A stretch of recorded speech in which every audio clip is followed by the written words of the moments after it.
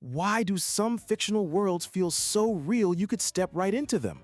It's not about drawing detailed maps, it's about making the setting a character in itself. A beginner might write, "The dungeon was dark and scary." A master crafts an experience. The air tasted of copper and old dust. Somewhere in the blackness, water dripped with a rhythmic plink, plink. You can feel that. The secret is engaging all five senses. Visuals get the reader there, but smell and sound are what keep them there.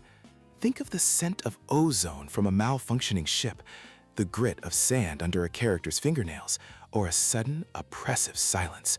Always ask, what's the temperature?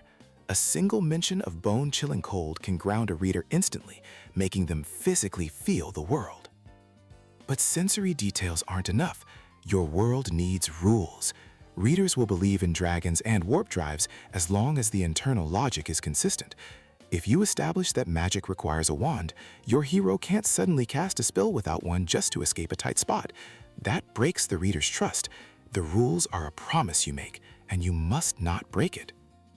Logic provides the foundation, but atmosphere creates the emotion.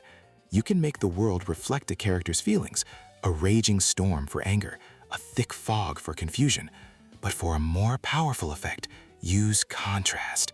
Imagine a character receiving devastating news on a brilliantly sunny, cheerful day. That disconnect, that feeling of isolation where the world is happy and they are not, that's unforgettable. Ultimately, this is all about immersion. The goal is to make the reader forget they're looking at a page. You want them to feel the wind, hear the sounds, and live inside the moment you've created. When you master this, you don't just tell a story, you build a memory.